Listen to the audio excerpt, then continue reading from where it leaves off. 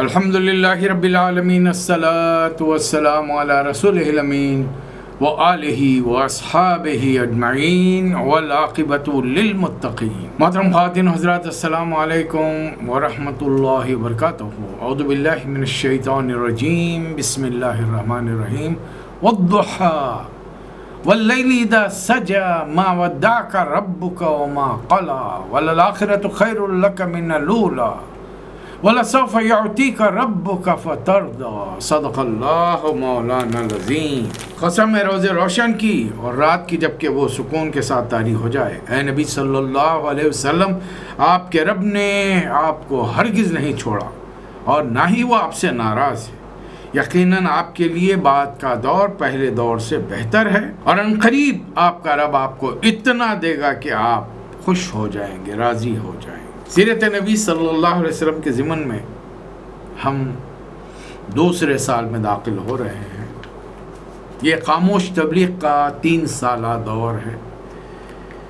پہلی وحی سے لے کر ہم نے سورہ لیل تک تقریباً 11 سورے ان کا مختصر جائزہ لیا، مطالعہ کیا اور کچھ سیرت کے واقعات ہمارے سامنے آئے جو ہمارا بنیادی مقصد ہے، قرآن مجید میں نبی کریم صلی اللہ علیہ وسلم کی حیات طیبہ کو تلاش کرنا، سیرت ان قرآن۔ اس سے پہلے کہ سورہ ضحیٰ پر بات ہو، تھوڑی سی گفتگو پچھلے سورہ کے بارے میں، سورہ لیل کے بارے میں۔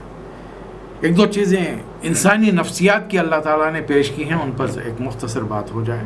رات آرام کے لیے، دن کام مصروفیات کے لیے۔ پھر اللہ نے فرمایا وما خلق الذکر، جوڑے بیان ہیں، اپوزٹ چیزیں بیان فرمائی ہیں، ذکر انثیٰ۔ اسی طریقے سے تمہاری کوششیں بھی مختلف ہوں گی۔ باپ میں جو خوبیاں اور صلاحیتیں ہوں گی بیٹے میں ضروری نہیں وہ ہوں، بھائی میں جو ہوں گی بھائی میں ضروری نہیں ہے، ماں میں جو ہیں بیٹی میں ضروری نہیں ہے، بہن میں جو ہیں بہن میں ضروری نہیں ہے، شوہر میں جو ہے بیوی میں ضروری نہیں ہے۔ یہ ورائٹی ہے اللہ تعالیٰ کی تخلیق کی دلیل۔ ہر چیز میں اللہ تعالیٰ نے ایک تنوع رکھا ہے۔ اب اللہ دو قسم کے انسانوں کا ذکر فرما رہا ہے۔ فَأَمَّا مَنْ آتَى وَاتَّقَىٰ وَصَدَّقَ بِالْحُسْنَىٰ فَسَنُيَسِّرُهُ لِلْيُسْرَىٰ، جس نے راہ خدا میں مال دیا، اللہ کی نافرمانی سے پرہیز کیا، بھلائی کو سچ مانا، ہم اس کے لیے آسان راستے کی سہولت دیں گے۔ یہ ذرا سمجھنے کے لیے، راستہ اللہ تعالیٰ خود فرما رہا ہے آسان ہے، پھر اور سہولت کیا ملے گی اس میں؟ نہیں، آسان راستہ آسان نہیں ہے۔ مثلا میں مثال عموماً گلف والوں کی دیتا ہوں۔ اپنے ملکوں سے نکلے ہم یہاں پہنچے، گھر میں پرورش الحمدللہ اچھے طریقے سے ہوئی تھی، ماں باپ سختی کرتے تھے نماز کے لیے، نظر رکھتے تھے اسکول جاتے وقت، کالج جاتے وقت، ہائی اسکول، یونیورسٹی جاتے وقت، دوستوں سے کے بارے میں معلومات رکھتے تھے۔ میں نے بچے کو بھٹکنے کا کوئی موقع نہیں دیا، بچہ سدھرا ہوا آیا، گلف میں آیا، ایئرپورٹ سے اکوموڈیشن پہنچا دیا گیا، قیام گاہ تک سامان رکھا، باہر نکلا۔ پہلی جو فکر دھن سوار ہے اس کو معلوم کروں کہ قریب ترین مسجد کون سی ہے اور ٹائمنگ کیا ہے، اس لیے کہ ملک کے، ہم اپنے ملک کے اور یہاں کے اوقات میں فرق ہے۔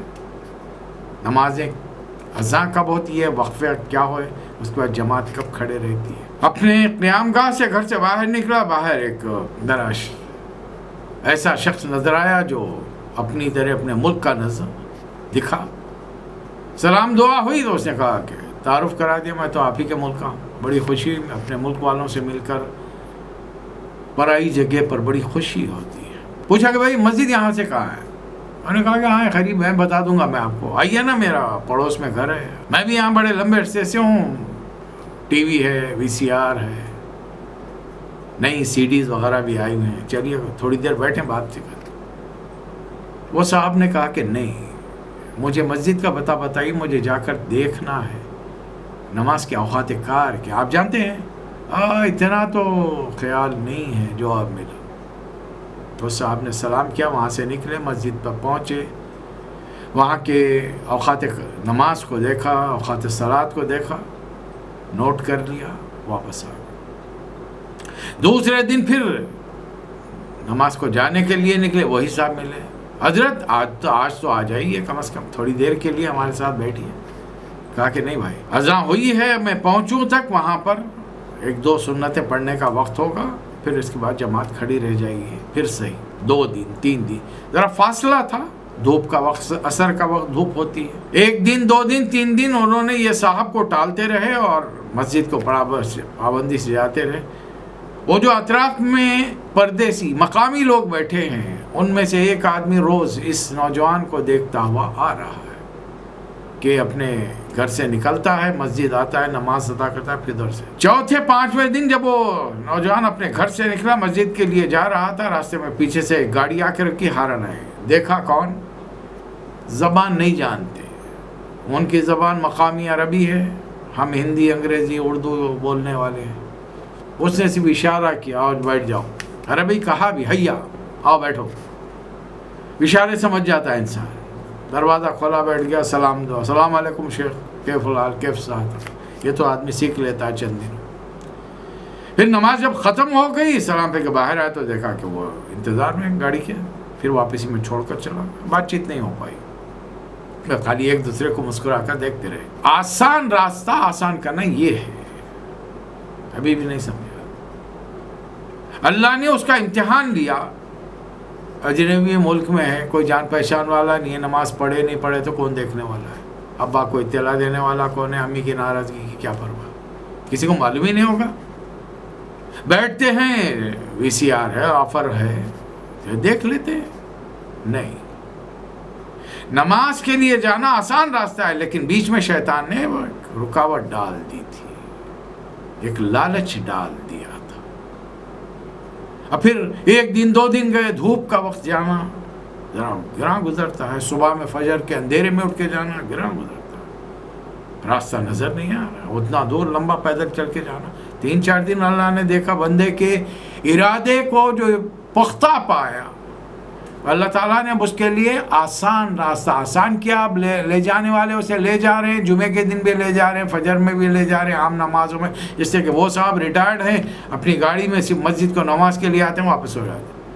اور جب دیکھا کہ ایک نوجوان ہے، برائے ملک کا ہے لیکن مسلمان ہے، عبادت کا شوقین ہے، وقت پہ نماز کے لیے نکلتا ہے، اب دونوں میں انڈرسٹینڈنگ ہو گئی، ٹھیک وقت پہ نکلتے ہیں، نماز کے لیے لے جاتے ہیں۔ آسان راستہ آسان۔ چلیے دوسرا، وَمَا مَنْ بَخِلَ وَاسْتَغْنَى، ایک تو دیتا ہے اللہ کے راستے میں، دوسرا بخل کرتا ہے، ایک اللہ کے تقوی اختیار کرتا ہے، دوسرا لاپرواہ ہے، مجھے کس کی پرواہ ہے، کسی سے کیا لینا دینا، میں اپنے حال میں خوش ہوں، کیوں دوسروں کی پرواہ کروں۔ وَكَذَّبَ بِالْحُسْنَى، جب سچ بات سامنے آ جائے تو ٹال دیتا ہے، جھٹلا دیتا ہے۔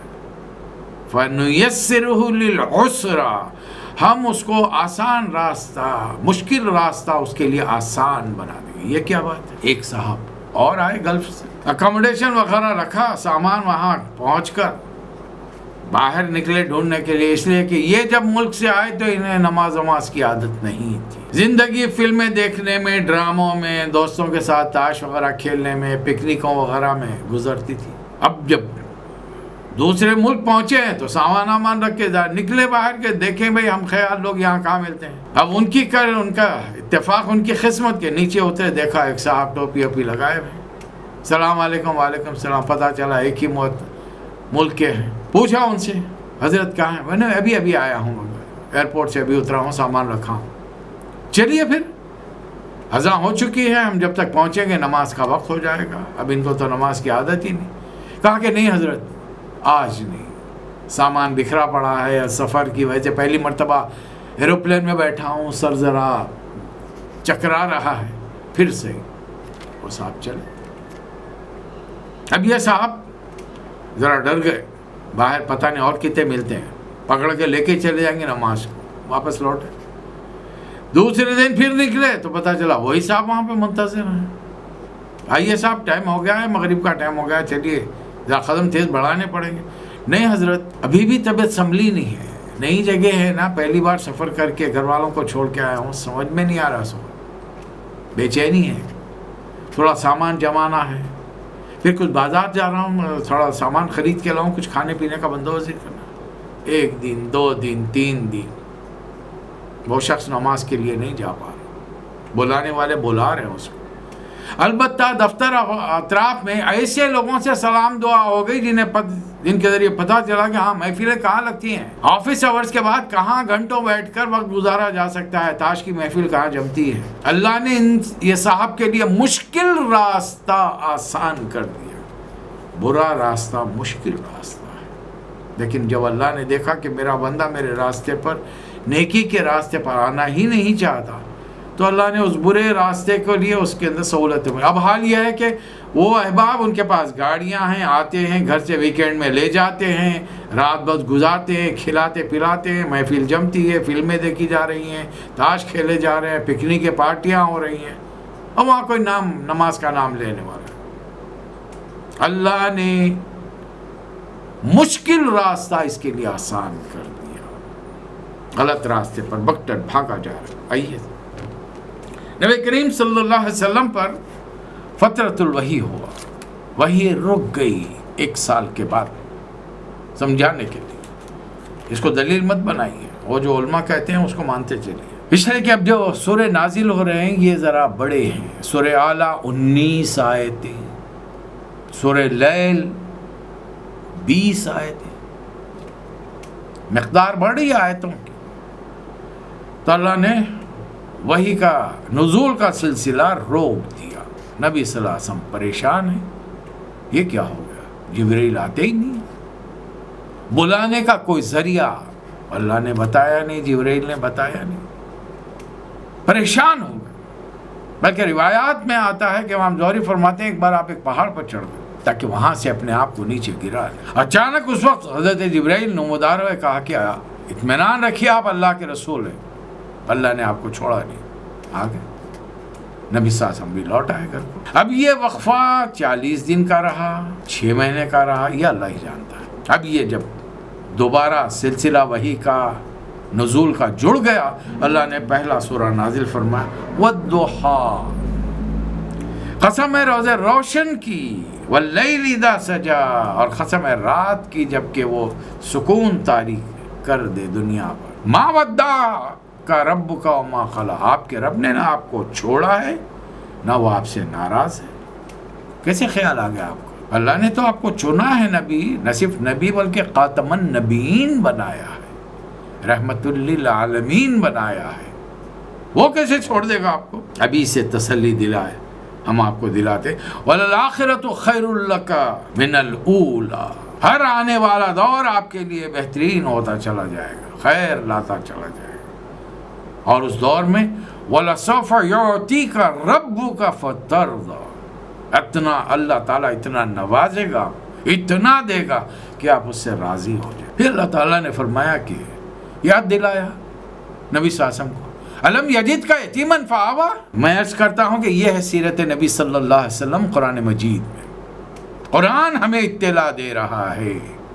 نبی صلی اللہ علیہ وسلم کس سال اس دنیا میں تشریف لائے؟ علم تر کیف فعل ربک باصحاب الفیل، عام الفیل میں تشریف۔ رسول اللہ علیہ وسلم کا قبیلہ کون سا تھا؟ لیلاف قریش، قریش تھا۔ اب اللہ فرما رہا ہے، ابتدائی اطلاعات دے رہا کہ اے نبی صلی اللہ علیہ وسلم کیا آپ یتیم نہیں تھے؟ علم یجد کا یتیماً فآویٰ، اور پھر ہم نے آپ کو سہارا دلایا۔ پہلے شفقت سے پرورش کرنے والی دائی، پھر والدہ محترمہ، پھر دادا جان، پھر چچا، یہ سب سہارے بنتے چلے گئے آپ کے بعد۔ پھر اس کے بعد میں ایک مکے کی خوبصورت پاکیزہ طاہرہ خاتون، انتہائی مالدار خاتون، ان سے نکاح کر، یہ سب سہارے ہیں آپ کے دنیاوی سہارے۔ لیکن پھر اس کے ساتھ ساتھ وَوَجَدَكَ ضَالًّا فَهَدَىٰ، آپ کو حقیقت کی راہ سے ناواقف پایا تو سیدھا راستہ بتایا۔ ضالن کے ایک ہی معنی نہیں ہے، عربی لفظ ضال کے معنی بہت سارے ہیں۔ ایک ضالین تو ہم پڑھتے ہیں نا، غیر المغضوب علیہم ولا الضالین، ایک گمراہ ہو جانے کے بھی ہیں، بھٹک جانے کے بھی ہیں، اور ایک راہ سے ناواقف ہونے کو بھی ضال کہا جاتا۔ پھر اللہ نے ہدایت دی، حالانکہ ساری زندگی نبی صلی اللہ علیہ وسلم کوئی بری راستے پر نہیں چلے، لیکن اپنی قوم کو بچانے کے لیے جس طریقہ کار کو استعمال کرنا تھا وہ طریقہ کار سے آپ واقف نہیں تھے، اور جس شاہراہ پر صراط مستقیم پر قوم کو لانا تھا اس راہ صراط مستقیم سے آپ ناواقف تھے۔ اس لیے اللہ فرما رہا ہے وَوَجَدَكَ ضَالًّا فَهَدَى وَوَجَدَكَ عَائِلًا فَأَغْنَى۔ پہلے تو تجارت سکھائی جس میں آمدنی شروع ہوگی، پھر مکے کی مالدار خاتون سے آپ کا نکاح ہو گیا کہ آپ مکے کے رئیسوں میں شمار ہونے لگے۔ لہذا ایک کام کیجیے، آپ کی سوسائٹی میں جو ہو رہا ہے اس پر اور زیادہ سختی سے عمل کر کے لوگوں کو میسیج دیجیے کہ تم جو کر رہے ہو وہ غلط ہے، میں اس کو بہترین انداز میں کر کے بتا رہا ہوں۔ اس لیے اس کام کے لیے آپ کو فَأَمَّا الْيَتِيمَ فَلَا تَقْهَرْ، یتیموں کے ساتھ بہترین سلوک کیجیے، ڈانٹنا نہیں، نرمی سے، شفقت سے، محبت سے یہ انداز ہونا چاہیے۔ وَأَمَّا السَّائِلَ فَلَا تَنْهَرْ، مانگنے والوں کو جھڑکنا نہیں کرنی، دینا ہو دے دیجیے، نہ دینا ہو، دینے کے لیے کچھ نہ ہو تو بھی نرمی سے قُلْ لَهُمْ قَوْلًا مَيْسُورًا، بڑا نرم قول۔ وَأَمَّا بِنِعْمَةِ رَبِّكَ فَحَدِّثْ، اور اپنے رب کی نعمتوں کا اظہار کیجیے، اپنے آپ کو دیکھیے سراپے کو، کیا خوبصورت شخصیت اللہ تعالیٰ نے دی ہے، اللہ کا شکر ادا کیجیے۔ والدین کا ایک کے بعد دیگرے آپ سے جدا ہوتے جانا کہ ہاں نعمت ہے، یہ بھی نعمت ہے، لیکن ایک کے جانے کے بعد اللہ دوسرا کھڑا کر دیتا ہے، تو اس کی نعمتوں کا شکر ادا کیجیے۔ انسان جوان ہوتا ہے تو بہترین جوڑا اس کو چاہیے، زوج چاہیے، بہترین جوڑا عطا فرمائے۔ شادی شدہ ہوتا ہے تو اولاد کی تمنا آرزو ہوتی ہے، اولاد سے نوازا، 2 بیٹے 4 بیٹیاں۔ حضرت قاسم جن کے نام پر رسول اللہ صلی اللہ علیہ وسلم کی کنیت ابو القاسم، دوسرے بیٹے سب سے چھوٹے حضرت عبداللہ یا طاہر، 2 نام ہیں۔ بیٹیوں میں سب سے بڑی حضرت زینب، نمبر 2 حضرت رقیہ، نمبر 3 ام کلثوم، اور سب سے چھوٹی حضرت فاطمہ الزہرا رضی اللہ تعالی عنہم اجمعین۔ میں نے 1 سال کے بعد میں وقفہ دے کر یہ سورہ لیا ہے۔ اللہ تعالیٰ نے یہ وقفہ کیوں دیا؟ اس لیے کہ قرآن مجید کوئی ایسی کتاب، ایسا کلام نہیں ہے کہ انسانی جسم چاہے وہ نبی کا ہی کیوں نہ ہو آسانی سے قبول کر لے، برداشت کر لے۔ ابھی تو ہم شروع میں جا رہے ہیں، ایک دور آئے گا کہ آپ دیکھیں گے کہ قرآن کے نزول کی وجہ سے نبی کریم صلی اللہ علیہ وسلم کا جسم، عمر ہوگی صرف 52 سال 52 ایئرس، اور ایسے معلوم ہوا دور سے ایسا معلوم ہوا کوئی بوڑھی ہستی چلی آ رہی ہے۔ اور ان چیزوں کا اظہار آپ کے قریب ترین دوست حضرت ابوبکر صدیق نے کیا رضی اللہ تعالیٰ عنہ۔ اے نبی صلی اللہ علیہ وسلم، آپ مجھے دن بدن بوڑھے ہوتے نظر آ رہے ہیں، حالانکہ عمر نہیں ہے اتنی آپ کی۔ فرمایا کہ ہاں شیبتنی ہود و اخواتہا، مجھے سورہ ہود اور جیسے سوروں نے بوڑھا کر دیا۔ ان سوروں میں ہوتا کیا ہے، کیا بیان کیا اللہ تعالیٰ نے، کن چیزوں کی طرف نشاندہی کی ہے، کن قوموں کا ذکر کیا ہے، ان کی بربادیوں کی کیا داستان اس کے اندر رقم فرمائی ہے۔ تو جسم پر اثر پڑتا ہے قرآن کا، اور اس کے بے شمار واقعات بھی آپ پڑھیں گے۔ خود اللہ کا کلام، اللہ تعالیٰ قرآن میں کیا فرماتا ہے، لو انزلنا هذا القرآن على جبل لرأيته خاشعا متصدعا من خشية اللہ۔ اللہ تعالیٰ نے طور پر ایک جھلک ڈالی تھی اپنے نور کی، بربری مٹی کی طرح بیٹھ گیا۔ اب تو اللہ کا کلام بھی ایسی ہے، اگر ہم اس کلام کو کسی پہاڑ پر اتارتے تو دیکھتے کہ اللہ کی خشیت ہیبت سے پھٹ جاتا، زمین میں دھس جاتا۔ ایک بار نبی کریم صلی اللہ علیہ وسلم بیٹھے ہوئے، حضرت زید بن حارثہ پہلے سے بیٹھے، نبی صلی اللہ علیہ وسلم آئے، ان کے بازو بیٹھ گئے اس طریقے کہ حضرت زید بن حارثہ کے گھٹنے پر نبی صلی اللہ علیہ وسلم کا گھٹنا ہے، آپ سے 15 سال چھوٹے۔ اچانک حضور اکرم صلی اللہ علیہ وسلم پر وحی کا نزول شروع ہو گیا۔ حضرت زید فرماتے ہیں کہ مجھے لگ رہا تھا کہ میرے ران کی ہڈی ٹوٹ جائے، اتنا وزن پڑ رہا۔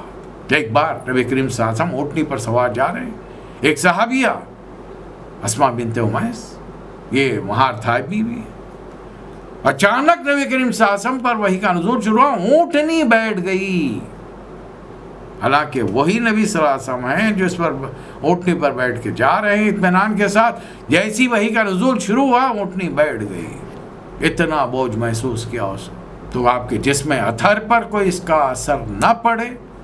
آپ کو تو ابھی بہت سارا کام باقی ہے، ابھی اور 22 سال کا کام باقی ہے، دوسرا سال تو شروع ہوا، جملہ 23 سال اور کچھ مہینے کام کرنا ہے، اور قرآن کو 114 سوروں کو آپ کو ریسیو کرنا ہے، وصول کرنا ہے، جو آپ پر نازل کی جائیں گے۔ تو نبی کریم صلی اللہ علیہ وسلم کے جسم مبارک کو اس کا خوگر بنایا جا رہا ہے، اس کی عادت ڈالی جا رہی۔ یہ وجہ تھی کہ فترۃ الوحی ہوا۔ اس کی ایک اور دلیل میں آپ کے سامنے میں نے جو ترتیب کی ہے اس کے لیے دینا چاہتا ہوں. اللہ تعالیٰ نے اب تیسرا موضوع لیا قرآن مجید کا. پہلا موضوع توحید، سورہ اخلاص، سورہ اعلیٰ، پھر اس کے بعد میں رسالت، سورہ 3 پیغمبروں کا ذکر ہے یہاں پر، سورہ بینہ، ہم رسولوں کو اس لیے بھیجتے ہیں حق کے ساتھ اور مضبوط تعلیم، دین القیمہ، جمع ہوا دین دے کر دیں تاکہ وہ بندوں کو یتلو علیہم آیاتی، اللہ کی آیات انہیں پڑھ کر سنائے. 2 موضوع ہو چکے ہیں قرآن مجید کے اہم ترین موضوع. اب تیسرا موضوع آخرت. اب آخرت کے ذمہ اللہ تعالیٰ چونکا دینے والے انداز میں اپنے کلام کو نازل کر رہا ہے، اس لیے کہ عربوں کی شاعری زیادہ تر حسن، خوبصورتی، عورتوں کی نزاکتیں، ان کے ایک ایک عزو کی تعریف یا جنگیں اور دشمنوں کے ساتھ مقابلے، اپنے سرداروں کی بہادری کا تذکرہ، وہ تو یہ سنتے رہتے ہیں. اب ایک نیا انداز اللہ تعالیٰ قرآن نازل فرما رہا ہے. اذا زلزلت الارض زلزالها، زمین جب اپنی پوری شدت کے ساتھ ہلا ڈالی جائے گی. وہ اخرجت الارض اثقالها، اور اپنے اندر کے چھپے تمام بوجھ کو، خزانوں کو نکال کر پھر پھینک دے گی باہر، الٹ دے گی. وقال الانسان ما لها، انسان کہے گا یہ اس کو کیا ہو گیا ہے. ارے ان چیزوں کی تلاش میں تو کروڑوں انسانوں نے اپنی جانیں گنوا دی.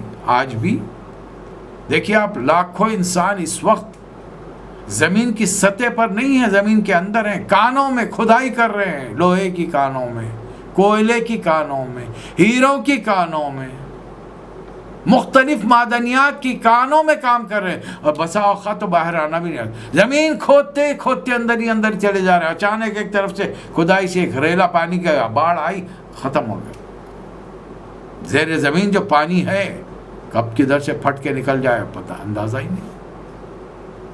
زیر زمین مختلف قسم کی گیسز، ہوائیں بھری ہوئی ہیں، زہریلی قسم کی ہیں، کب کدھر سے کوئی آ جائے.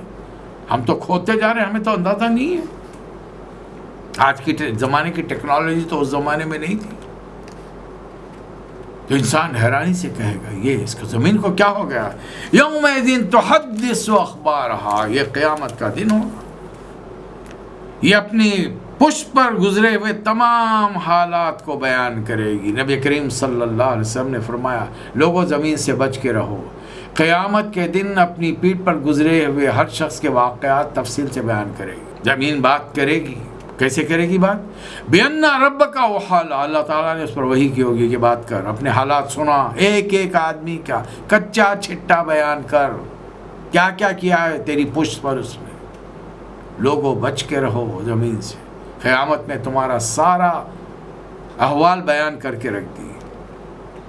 اب جب احوال سامنے آ جائیں گے، نیک یا برے یا دونوں، یومئذ یصدر الناس اشتاتا لیروا اعمالہم، آدمی مختلف گروہوں میں تقسیم ہو گئے. اب جنہوں نے نیک عمل، فمن یعمل مثقال ذرۃ خیرا یرہ، جس شخص نے جو رتی برابر نیکی کی وہ بھی اس کو دیکھ لے گا. ومن یعمل مثقال ذرۃ شرا یرہ، جس نے رتی برابر برائی کی وہ بھی دیکھ لے گا. دیکھیے زمین پر آپ کی اور میری ویڈیوگرافی بن رہی ہے. یہ جو زمین پر ہمارے سائے پڑ رہے ہیں نا، چلتے پھرتے اٹھتے بیٹھتے، جو کہیں سایہ ہو تو ہمارا سایہ ہم سے جدا ہو جاتا دکھتا ہے، لیکن وہ سایہ ہوتا ہے وہاں پر. ذری سی روشنی پڑی تو آدمی کا سایہ نظر آنا شروع ہو جاتا. تو زمین ہماری ویڈیوگرافی کر رہی ہے، ہوا ہماری آڈیوگرافی کر رہی ہے. اللہ کا جب حکم ہوگا دونوں مل کر ہماری پوری فلم وہاں پہ چلا دیں گے. قیامت کے دن کیا کر رہے تھے میاں یہ بتا رہے تمہارے. سننے والے حیران ہیں. زمین کو ہم نے کیا کیا سمجھا تھا، آج بھی کیا کیا سمجھا جاتا. زمین ماتا ہے، ماں ہے، ماں جیسی ہے، ماں درے وطن. ایک فتنہ مسلمانوں میں بھی لگا کے چھوڑ دیا. تم جہاں کے وہ تمہاری مادر ہے، ماں ہے. اگر انسان کے پیدا ہونے سے وہ سرزمین اس کے لیے ماں کا درجہ ہو جاتی تو رسول اللہ صلی اللہ علیہ وسلم مکے سے کبھی ہجرت نہیں کرتے، بلکہ مکہ فتح ہونے کے بعد لوٹ کے چلے جاتے. ابراہیم علیہ السلام کبھی عراق نہیں چھوڑتے، نوح علیہ السلام اپنے علاقے کو چھوڑ کر کشتی میں جودی پہاڑ پر جا کے کشتی نہیں ٹکتی ان کی. سوچ کے دیکھیں، موسیٰ علیہ السلام کبھی مصر نہیں چھوڑتے. یہ جو اللہ کے بندے ہوتے ہیں ان کے لیے ساری زمین اللہ کی ہے. اللہ نے جہاں آبادانہ رکھا انسان کو جانا پڑے گا، کھانا پڑے گا، وہیں اہل و عیال بھی ہو جائیں گے، وہیں پر زندگی گزر جائے گی. ہو سکتا ہے اسی سرزمین پر اللہ کا فرشتہ آ کے روح قبض کر کے چلا جائے. تو کبھی یہ حماقت آمیز خیال ذہنوں میں نہ ہو. نہیں صاحب، جہاں پیدا ہوا ہوں وہ بس میں میرے باپ دادا کی مٹی ہے. تو کہاں ہے باپ دادا؟ پھر وہ بھی اس مٹی کو چھوڑ کر مٹی ہی میں مل گئے نا. پھر پریشانی کس بات کی؟ تو چاہیے تو یہ کہ انسان جہاں رہے اسی سرزمین کے ساتھ اپنا تعلق جوڑے رکھے. اور وفاداری بشرط استواری اصل ایمان ہے. جہاں کام کر رہے ہیں امانت داری دیانت داری ہو، چاہے وہ غیر مسلم ہی کیوں نہ ہو. حضرت علی کام کرتے تھے یہودی کے باغ میں پانی دینے کا، عیب نہیں ہے. نبی کریم صلی اللہ علیہ وسلم بکریاں چراتے تھے، اونٹ چراتے تھے. حضرت عمر اونٹ چراتے تھے. مشرکین مکہ کی حلال کی آمدنی کے لیے محنت کرنے کے لیے کوئی عیب نہیں. ہاں، ان کے رنگ میں رنگ جانا، ان کے عقیدوں کو اپنا لینا، ان کے جیسا بننے کی کوشش کرنا. تم ان جیسے بنو گے تو تمہارا شمار بھی انہی میں سے ہوگا. دنیا زمین سے چمٹی ہوئی تھی. آسمان کو کبھی دیکھ لیا تو آسمان کی مخلوق کو خدا بنا لیا. چاند خدا، سورج خدا، تارے خدا، اندیکھی مخلوق، فرشتے خدا، جن خدا. وہ بھی ایک اندھے کی مخلوق ہے جو پوری کائنات کا خالق ہے اللہ. اس کو ماننے میں پتہ نہیں انسانوں کا کیوں دل دکھتا ہے. ارے انسانوں دوسرے مذاہب عقیدوں کے ماننے والوں کو چھوڑیے، آج کے نام نہاد مسلمانوں کا جی دکھتا ہے جب کبھی توحید کی بات کیجیے. وہ جو کچھ کرتا ہے اللہ تعالیٰ تو فوری پلٹ کر آپ سے ایک سوال کرے، پھر یہ ہمارے بزرگان دین. تو ایک بات بتائیے، کون سے بزرگان دین نے اس کائنات کے بننے میں کوئی اپنا حق اٹھایا، حصہ ادا کیا؟ کیا بنایا ہے انہیں؟ اس زمین کی تخلیق میں دنی چرین پرین، کھیت مویشی، درخت، یہ تمام چیزوں میں کون سی ایک چیز کی طرف اشارہ کر کے بتائی انہوں نے یہ چیز تخلیق کی ہے، پیدا کی ہے نہیں. پیدا کرنے والے تو آپ کے امی ابا تھے، اس کی وجہ سے آپ دنیا میں آئے. میرے امی ابا تھے، میں دنیا میں آیا. میں نے ایک عورت کے ساتھ نکاح کیا، اب اس کی وجہ سے میرے بچے دنیا میں آئے. پیدائش کی بات نہیں کر رہے ہیں، یولد مولود کی بات نہیں کر رہے ہیں، تخلیق کی بات کر رہے ہیں، خلق کی بات کر رہے ہیں. لہ الخلق و لہ الامر. جو تخلیق کرتا ہے حکم بھی اسی کا چلتا ہے. دنیا زمین سے چمٹی ہوئی تھی اور محمد صلی اللہ علیہ وسلم کی لائی ہوئی شریعت اور قرآن کی روشنی میں صلی اللہ علیہ وسلم آج دنیا اپنے عروج پر، علم کے عروج پر پہنچ. عروج آدم قاقی سے انجم سہ میں جاتے ہیں کہ یہ ٹوٹا ہوا تارا کہیں میں کامل نہ ہو جائے. علم کی اس میراث پر ہم عروج پر ہم پہنچ چکے. آج کائنات کے اطراف میں ہزاروں سیارے ستارے گھوم رہے ہیں، سیٹلائٹس ہیں، دوسرے ملکوں کی نگرانی کی جاتی ہے. زمین پر ایک گاڑی چلتی ہے تو اس کا پلیٹ نمبر ہزاروں میل دور ایک قوم دیکھ رہی ہے. ہم کو ٹرانزیکشن ہم اپنے ملک میں یہاں سے کر رہے ہیں، اپنے موبائل سے ہم ایک ملک اپنی جگہ سے جہاں رہتے ہیں وہاں سے اپنے ملک کو ہم پیسے کچھ بھجوا رہے ہیں. لیکن وہاں والوں کو ملنے سے پہلے اور ان کو ملنے کا نوٹیفیکیشن ہم کو ملنے سے پہلے کسی اور کو اطلاع مل رہی ہے کہ کس نے بھیجا، کتنی رقم بھیجی، کس کو بھیجا. اور وہ یہ صرف چھوٹا موٹا ڈیٹا نہیں ہے، اس میں جو سم موجود ہے اس کی بنیاد پر میری پوری زندگی کا ڈیٹا اس کے اندر ان کے پاس پہنچا ہوا ہے، اور جن کو بھیج رہا ہوں ان کا ڈیٹا ان کے پاس پہنچا ہوا ہے. آخر ان کو ہم سے اتنی دلچسپی کیا ہے؟ ہماری زندگی کے بارے میں، ہمارے قوائف کے بارے میں، ہمارے اٹھنے بیٹھنے، کھانے پینے، ہماری پسند ناپسند کے بارے میں انہیں اتنی دلچسپی کب سے ہو گئی؟ وہ جاننا چاہتے ہیں کہ محمد صلی اللہ علیہ وسلم کی امتی کس رنگ میں، کس روپ میں ہے، اور ان کو بھٹکانے کے لیے کیا کیا طریقے اپنائے جا سکتے. رمضان میں بھٹکایا جا رہا ہے. خوبصورت عنوانوں کے تحت بہترین پروگرام ہیں، انعامات رکھے ہیں. آج سینکڑوں مسلمان باوجود یہ کہ روزہ ہے فحش نہیں کر رہے ہیں، سروں پہ عورتیں دوپٹے، مرد آدمی ٹوپی لا لے، لیکن وہ 2-1.5 گھنٹہ کہاں گزر رہا ہے. افطار تک کا وقت کہاں گزر رہا ہے، اور ان کو ان کی چیزوں کو اور اچھا ثابت کرنے کے لیے نام نہاد عالموں کو بلا کر وہاں بٹھایا جا رہا ہے. اذان ہو رہی ہے، نماز ہو رہی ہے، اقامت اور قرات ہو رہی ہے، نماز کی نماز. اب کھیل کا کھیل جاری ہے. آج جس حالت میں مسجدوں میں کعبۃ اللہ کے پاس 2 میٹر دور ایک آدمی کھڑے رہ کر نماز پڑھ رہا ہے، وہاں پر ان پروگراموں میں کھوے سے کھوا چلتا ہوا عورت اور مرد بازو بازو بیٹھے ہیں. یہ 2 4 5 نہیں ہیں، 100 200 آدمی بیٹھے ہیں. اور اس کو پورا ریکارڈ کرنے کے لیے 100 200 کا عملہ لگا ہوا ہے. کہاں سے ہو رہا ہے یہ؟ ان کو بیماری نہیں آ رہی، ان کو وبا نہیں لگ رہی ہے. وبا کن کو لگے گی؟ جو اللہ کی وباؤں کا دور بھیجنے والا اور دور کرنے والا ہے، ان سے نجات دلانے والا ہے. اس کے دربار میں حاضری کے لیے تم کو 2 میٹر کا فاصلہ رکھنا پڑے گا. سبحان اللہ.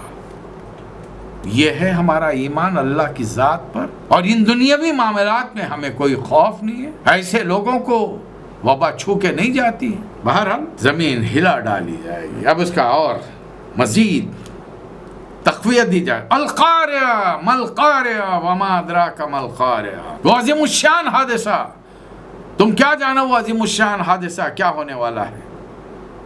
یوم یکون الناس کالفراش المبثوث. اس دن انسان، ساری دنیا کے قیامت تک پیدا ہونے والے انسان پروانوں کی طرح بکھرے ہوئے ہوں گے. وَتَكُونُ الْجِبَالُ كَالْعِهْنِ الْمَنْفُوشِ. اور یہ پہاڑ دنیا کے ہر علاقے میں الگ الگ رنگ کے موجود ہیں. اللہ تعالیٰ زمین کو حکم دے گا، وہ کشش ثقل کو، گریویٹی آف ارتھ کو حکم دے گا تو اپنی طاقت چھوڑ دے، ہر چیز کو کھلا آزاد. اب یہ عظیم الشان پہاڑ دھن کی ہوئی اون کی طرح باریک باریک زروں کی طرح اڑتے ہوئے نظر آئیں. یہ ہوگا قیامت کا منظر. جس زمین سے تم دل لگائے بیٹھے ہو، میں بھی دل لگاتا ہوں، آپ بھی دل لگاتے ہیں. ہم گلف میں آئے تو پہلا خیال کیا تھا؟ ایک ذاتی گھر ہونا چاہیے، ہر کسی کا. وہاں بھی اپنے ملکوں میں بھی کمائے تو پہلا کام کیا ہے؟ ایک اپنا گھر ہونا چاہیے، تاکہ آئے دن کی یہ جھگڑے سے بچ جائے. کرایہ دو، آ کر ہر 2-3 سال پہ کرایہ بڑھا رہے ہیں، ذرا کہیں ٹوٹ پھوٹ گیا وہ آ کے ہم سے ڈانٹ رہے ہیں، ہم ان سے جھگڑا کر رہے ہیں کہ تم مینٹیننس نہیں کرتے. وہ کرے کہ تم صحیح طور پہ رہتے نہیں، تمہارے بچوں نے گرایا ہوگا. جھگڑا چل اپنا ہوگا تو ایک سکون رہے گا. خون پسینے کی آمدنی، محنت کی کمائی کہاں لگا دی؟ مٹی میں لگا دی. اور زیادہ رہنا نہیں ہے. ہو سکتا ہے بنانے کے دوسرے دن انتقال ہو جائے، 2 سال بعد انتقال ہو جائے، بچوں کے جوان ہونے سے پہلے انتقال. لیکن ایک اطمینان ہے، چلو میرے بعد میرے بچے گھر میں رہے. تو انسان زمین سے چمٹا ہوا تھا. اب اللہ تعالیٰ اس کے تعلق کو وہ کمزور کر رہا ہے. زمین سے اپنا تعلق اتنا مضبوط مت کر لو کہ بے شک یہاں پیدا ہوئے، یہیں پر زندگی گزارو گے اور یہیں دفن ہوگے، اور یہیں سے تمہیں نخرجکم تارۃ اخری، یہیں سے اٹھایا جائے گا. اور پھر یاد رکھو جب اٹھایا جائے گا تو میدان حشر ہوگا، اور اس دن 2 قسم کے لوگ ہیں. فَأَمَّا مَنْ ثَقُلَتْ مَوَازِينُهُ فَهُوَ فِي عِيشَةٍ رَاضِيَةٍ. جن کے نیکیوں کا پلڑا بھاری ہوگا وہ دل پسند عیش میں ہوگا. فَهُوَ فِي عِيشَةٍ رَاضِيَةٍ.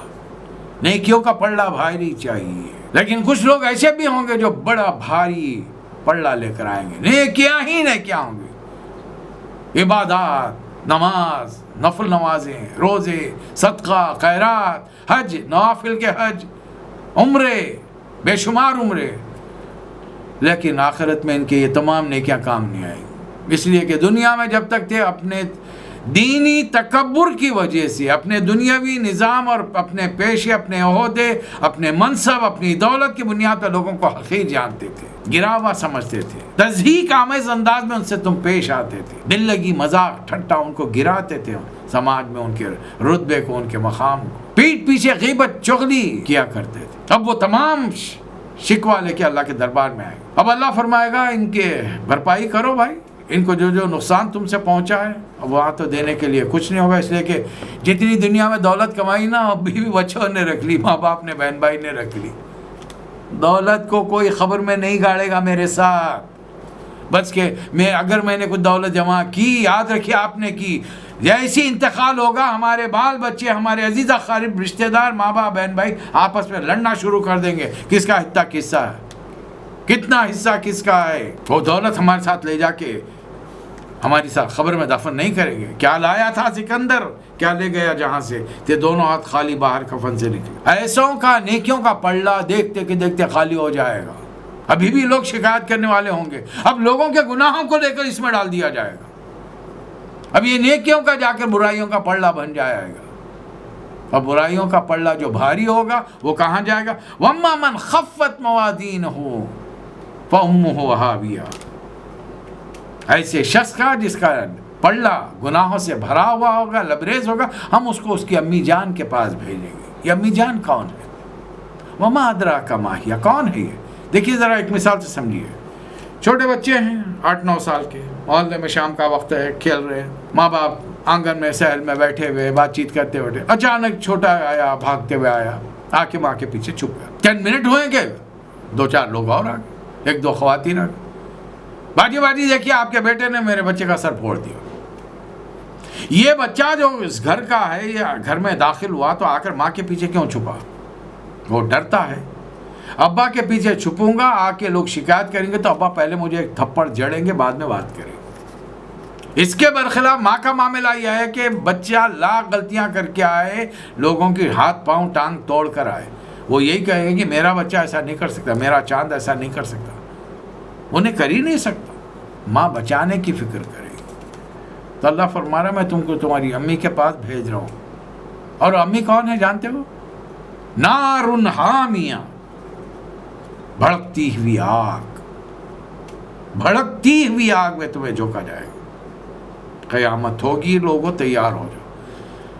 قیامت پر اتنا زور دے کر ایک اہم ٹاپک بنانا قرآن کا مقصد کیوں رہا؟ اس لیے کہ مکے والے اللہ کو جانتے ہیں، کعبے کا نام انہوں نے 360 بت رکھ کر بنا کر، یعنی بتوں کو رکھ کر بھی انہوں نے کعبے کا نام تبدیل نہیں کیا، بیت اللہ کہتے تھے، بیت الہ کبھی نہیں کہا۔ رسولوں کو جانتے تھے، اپنے آپ کو حضرت ابراہیم اسماعیل علیہ السلام کی نسل اولاد سے سمجھتے تھے، موسیٰ علیہ السلام کے بارے میں جانتے تھے، عیسیٰ علیہ السلام کے بارے میں جانتے تھے، ابراہیم علیہ السلام کے بارے میں جانتے، بلکہ کعبۃ اللہ میں ابراہیم علیہ السلام کی مورتی بنا کے رکھی تھی، موسیٰ، عیسیٰ علیہ السلام، مریم علیہ السلام کی مورتیاں بنا کے رکھی تھی۔ دیکھو دنیا سے دل مت لگاؤ، اور اگر دنیا سے دل لگاؤ بھی تو ایک لمٹ میں، پلٹ کر سب کچھ چھوڑ چھاڑ کر پھر میرے پاس آنا ہے، اور زندگی تم نے کیسے بسر کی وہ میں تمہیں بتاؤں گا۔ فَيُنَبِّئُكُم بِمَا كُنتُمْ تَعْمَلُونَ، وہ تمام خبریں میں دوں گا۔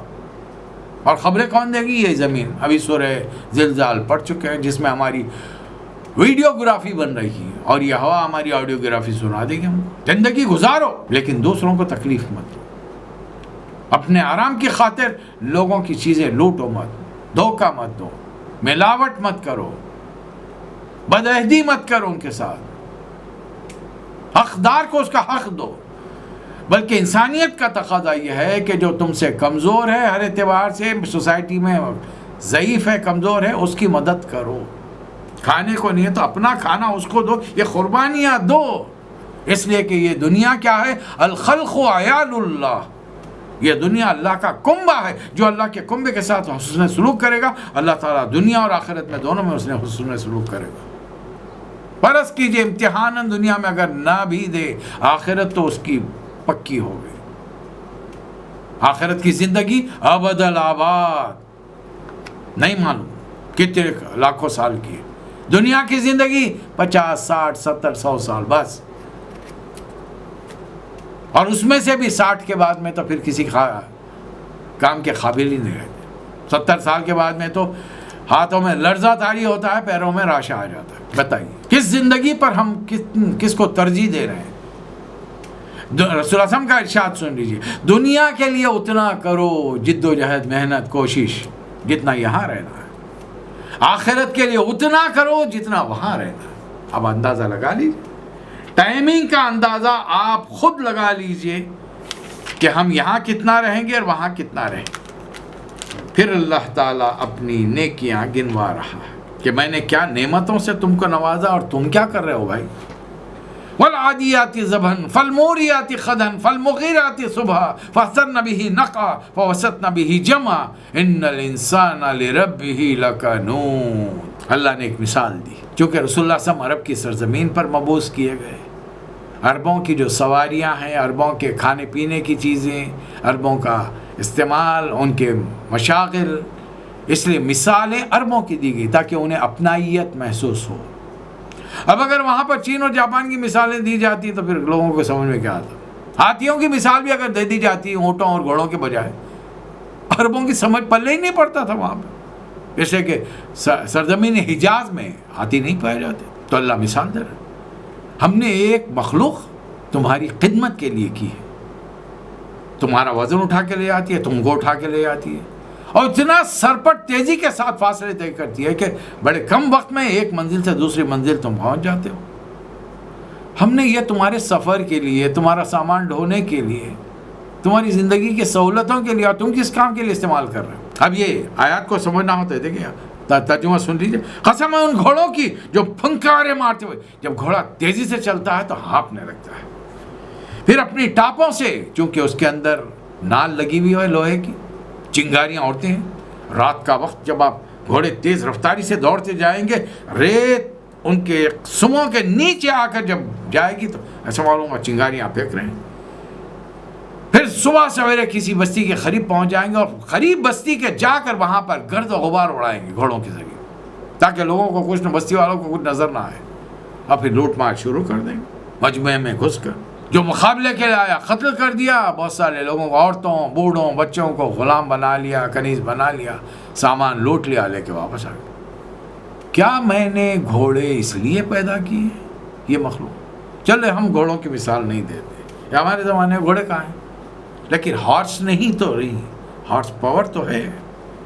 ایروپلین کا انجن بھی ہارس پاور ہی کے تحت، اس فارمولے کے تحت بنایا جاتا ہے۔ آج یہ ڈاکے، جو پرانے زمانے کے ڈاکے گھوڑوں پر پڑتے تھے، آج کیسے؟ آج بھی 100 سال پہلے بھی ہمارے ملکوں میں فلاں ڈاکو بہت مشہور تھے، ان کا ایک جتھا تھا، اور ان کی خوبی کیا تھی؟ ڈنکے کی چوٹ پر اعلان کر کے آتے تھے، پکڑنا ہو تو مقابلہ کرنا ہو تو کر لو، پکڑنا ہو تو پکڑ لو، اپنی جان کی پرواہ نہیں کرتے۔ اب زمانہ ترقی کر لیا، آج ڈکیت ہوتی ہے، پلاننگ کیا ہوتی ہے؟ موٹر سائیکلوں، بینکوں کو لوٹا جا رہا ہے، کاروں کا قافلہ آیا، رکا، چند آدمی رائفلز ہاتھ میں لیے اندر داخل ہو گئے بینک کے، دھڑا دھڑ گولیاں چلائیں، لوگ ہیبت میں ہاتھ اٹھا کے کھڑے رہ گئے، سارا مال نقدی سمیٹ لیا، آئے گاڑیوں میں بیٹھے فرار ہو۔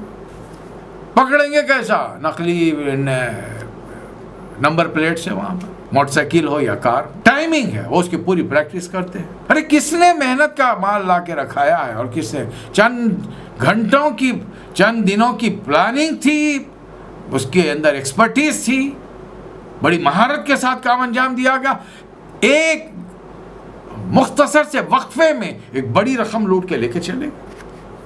اب آپ جب تک ان کو ڈھونڈتے رہیں گے، وہ اپنا زندگی کے مزے اٹھاتے رہیں گے، وہ وہاں رہیں گے کیوں؟ ٹرین پکڑیں گے، پلین پکڑیں گے، ملک کے دوسرے کونے میں چلے جائیں گے، اگر پاسپورٹ بنا ہوا تو سیدھا باہر چلے جائیں گے۔ آپ ڈھونڈتے رہیے، سانپ تو نکل جائے گا، لکیر پیٹتے رہیے۔ ہم نے یہ تمام چیزیں، چاہے وہ پرانے زمانے کے اونٹ خچر گھوڑے ہوں، یا آج تمہارے زمانے کے موٹر سائیکلیں ہوں، کاریں ہوں، ٹرینیں ہوں، پلین ہو، اس لیے ہے کہ تم دوسروں کے مال پر ناجائز قبضہ کر لو اور دنیا میں شیطانیاں کرتے پھرو۔ اس لیے اللہ کیا فرمایا؟ ان الانسان لربہ لکنود، انسان اپنے رب کا بڑا ناشکرا ہے۔ جن نعمتوں کو ملنے پر شکر ادا کرنا چاہیے، ان کا غلط استعمال کر کے دوسروں کو نقصان پہنچا رہا ہے۔ اور یہ نقصان کیوں پہنچا؟ وَإِنَّهُ عَلَى ذَلِكَ لَشَهِيدٌ، اپنے اعمال پر وہ خود گواہ ہے۔ اور یہ تمام کام کرتا کس لیے ہے؟ وَإِنَّهُ لِحُبِّ الْخَيْرِ لَشَدِيدٌ، مال کی محبت میں گرفتار ہے۔ ہر کوئی چاہتا ہے کہ راتوں رات دولت مند بن جائے، امیر بن جائے، کوئی غریب رہنا ہی نہیں چاہتا۔ کیوں؟ ہر آدمی کی خواہش ہے کہ میں اچھا کھاؤں، اچھا پہنوں، اچھے گھر میں رہوں، اچھی سواری ہو، کم کام کروں، اور میرے ساتھ جو ہیں میرے ماں باپ، بیچلر ہوں تو میرے ماں باپ، بہن بھائی ہیں، شادی شدہ ہوں تو میرے بیوی بچے، یہ سب میرے تیرے آرام اٹھائیں۔ اب دوسرے تکلیف اٹھا رہے ہیں، نو ایشو، نو پرابلم۔ کوئی مسئلہ نہیں، جبکہ اس کائنات کا خالق مالک میرا رب میرا مالک مجھ سے توقع کچھ اور رکھتا ہے۔ درد دل کے واسطے پیدا کیا انسان کو، ورنہ طاعت کے لیے کچھ کم نہ تھیں کروبیاں، اللہ کی حمد و ثنا کرنے کے لیے، اس کی عبادت کرنے کے لیے، اس کی تسبیح پڑھنے کے لیے فرشتوں کی کمی نہیں تھی۔ ہم کو تو دنیا میں اس لیے بھیجا کہ ایک انسان دوسرے انسان کا خیال رکھے۔ میرے باپ صحت مند ہے، میں کما رہا ہوں، بازو والے کے باپ بیمار پڑ چکے ہیں، اس کی تقریباً آمدنی دوا دارو میں خرچ ہو رہی، علاج معالجے میں خرچ ہو رہی، میری ذمہ داری کیا ہے؟ میں جاؤں اس کی مدد کروں، پوچھ کر مدد کروں۔ اور مجھے کیسے معلوم ہوگا؟ اس لیے کہ روز مسجد میں آتا تھا، کئی دن سے نہیں آیا، میں جاؤں گا پوچھنے کے لیے، بھائی آپ مسجد نہیں آ رہے، طبیعت خیر ہے؟ آپ کی طبیعت ٹھیک ہے؟ آپ کے گھر میں کوئی پریشانی ہے؟ درد دل کے لیے انسان کو دنیا میں بھیجا ہے، اور تمہارا حال یہ کہ تم مال کے لیے دوسروں کو نقصان پہنچا، اور تم بھول گئے افلا یعلم اذا بصر ما فی القبور، ارے زیادہ سے مال لے کر ہوگا، اچھا کھاؤ گے، اچھا پیو گے اور مر جاؤ گے، یہی ہوتا ہے نا، ایک وقت آئے گا مر جاؤ گے۔ سارے مر گئے، بڑے بڑے لکھ پتی کروڑ پتی دھنا سے سب ایک کے بعد ایک دنیا جا رہے ہیں نا، سب جا رہے ہیں دنیا سے، اور جب تم خبر میں ہو تو تمہیں نکالا جائے گا۔ وَحُصِّلَ مَا فِي الصُّدُورِ، زندہ کر کے نہ صرف تمہیں نکالا جائے گا، جو کام زندگی میں جس نیت سے تم نے کیا تھا وہ نیتوں کے ساتھ تمہارے دل سے وہ تمام چیزیں نکال لی جائیں گی۔ إِنَّ رَبَّهُمْ بِهِمْ يَوْمَئِذٍ لَخَبِيرٌ، یقیناً رب ان کے تمام کارکردگی و اعمال سے باخبر ہوگا، وہ تو پہلے ہی سے واقف ہے، اس نے کائنات بنانے سے 50,000 سال پہلے سب کی تقدیریں لکھ دی ہیں، ہم نہیں جانتے نا کیا لکھی۔ اللہ نے ایک ہلکی سی جو ارادے اور اختیار کی آزادی دی ہے وہ دیکھنا چاہ رہا ہے کہ بندے کے سامنے یہ چیزیں لے نہ لے، کوئی گرا کر چلا گیا ہے۔ اب اگر اس نیت سے لوں کہ لے جاؤں اور اعلان کروں محلے میں کہ بھائی کسی کا ہے تو آ کے لے جائیں، اب اسی نیت سے لوں کہ مال مفت دل بہرام چھپا کے رکھ لوں، نیت ہے معاملے، میں کس نیت سے کیا کام کروں اللہ تعالیٰ وہ جان کر، اسی کے مطابق اجر اور اسی کے مطابق اللہ تعالیٰ ہم کو سزا دے گا۔ آئیے ایک اور مختصر سورہ آپ کی خدمت میں پیش کرتے ہیں۔ اللہ تعالیٰ ہم سے فرما رہا ہے بہت سارے لوگ دنیا کیسے گزارتے ہیں، ان کا حال کیسا ہوتا ہے۔ الہاکم التکاثر حتی زرتم المقابر، زیادہ سے زیادہ ایک دوسرے سے آگے بڑھ جانے کی دھن نے ہم انسانوں کو غفلت میں ڈال کے رکھا ہے۔ میں اس سے آگے بڑھ جاؤں، عہدے میں بڑھ جاؤں، دولت میں بڑھ جاؤں، اس کے اتنے فلیٹ ہیں میرے اتنے ہونے چاہیے، اس کی اتنی فیکٹری میری اتنی ہونی چاہیے، اس کا بینک بیلنس اتنا ہے میرا اتنا ہونا چاہیے، ہر چیز میں دوسروں سے آگے بڑھ جاؤں، ہر معاملے میں۔ اس کے پاس 2019 کے مجھے 2020 کا ماڈل چاہیے گاڑی کا، اور انتہائی قیمتی چاہیے مجھے۔ انسان جب کسی چیز کی طرف دھن میں تگ و دو میں لگ جاتا ہے تو اسے احساس ہی نہیں رہتا کہ وہ کام کے دوران میں اس کی عمر کتنی تیزی کے ساتھ اس کا ساتھ چھوڑتے جا رہی ہے۔ اندازہ ہے آپ کو؟ یہ جو ہمارے گھروں میں گھڑیاں لگی ہیں نا، اس میں سے ایک آواز آتی ہے ٹک ٹک ٹک ٹک، شاعر نے اس کی بنیاد پر کہا ہے غافل تجھے گھڑیال یہ دیتا ہے منادی، گردوں نے گھڑی عمر کی ایک اور گھٹا دی۔ یہ ٹک ٹک کرتا ہوا کانٹا جو آگے بڑھ رہا ہے تمہاری زندگی کے اوقات کو، عمر کو کم کرتے جا رہا، اور تم اپنی موت سے قریب تر ہوتے جا رہے ہو، اپنے رب سے ملاقات کے لیے جا رہے ہو، حتی ملاقی، جب تک کہ تم اس سے مل نہ لو۔ اور ہم کو معلوم ہی نہیں ہے، نہ آپ کو اندازہ ہے کہ آپ کی باقی عمر کیا ہے، نہ مجھے اندازہ ہے، لاپرواہی سے زندگی بسر کر رہے ہیں۔ دیکھیے موت کا وقت، موت کا ایک دن معین ہے، خبر کسی کو نہیں، سب اس سے لا علم ہے، نبی ہوں، پیر ہوں، پیغمبر ہوں، بس۔ اللہ فرما رہا ہے یہ لاپرواہی نے، دنیا کمانے کی ہوس نے تمہیں قبروں تک پہنچا دیا، عمر گزر گئی تم۔ کلا سوف تعلمون ثم کلا سوف تعلمون، ان قریب تمہیں معلوم ہو جائے، یقیناً تمہیں معلوم ہو جائے گا۔ کلا لو تعلمون علم الیقین، پہلے تمہیں علم کے ذریعے معلوم ہو۔ میں آپ سے ایک سوال کر رہا ہوں، امریکہ ہے؟ آپ کہیں گے ہاں ہے۔ کیسے معلوم؟ گئے تھے آپ؟ نہیں۔ کیسے معلوم؟ نقشے میں دیکھیں، لوگوں سے ملے جو وہاں جا کر آئے ہیں، وہاں کے لوگ ہمارے پاس آئے ہیں، ان کا سفارت خانہ ہے امریکہ کے یہاں پر، علم یہ کیا ہے؟ علم، نالج.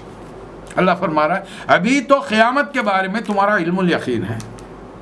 ہم ایک اور بات بتا، لترون الجحیم، نبی آ کر بتا کر گئے. نبی تو اپنی آنکھوں سے جنت بھی دیکھ کر آئے ہیں، دوزخ بھی دیکھ کر آئے. تمام انبیاء دیکھ کر اللہ تعالیٰ نے ان کو جنت اور دوزخ دونوں بتا دیا. پھر اللہ تعالیٰ آپ کیا فرمائے؟